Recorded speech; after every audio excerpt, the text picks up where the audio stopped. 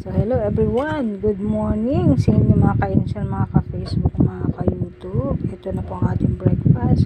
Ito yung ating spinach. Okay, hindi na ako naglagay ng kamatis sa sibuyas kasi sinusumpo ang ating gourd. Kaya yun lang, asin lang. Nilagyan ko lang ng mainit na tubig, and then pati okra, then konting asin.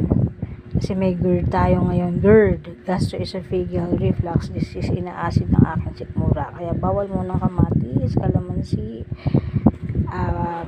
bawang at saka sibuyas. Yan na lang muna. And then, egg omelette. Wala ding laman yan. Konti lang mantika ginamit and steamed rice. Yan lang po muna. Walang coffee, Mahirap Mahirap pag nagkakasakit tayo. Anyway, sana ma-inspire ko kayo magtanim din ng gulay para meron din kayong aanihin sa inyong mga buhay. Maraming salamat sa panonood. Ingat po kayo palagi.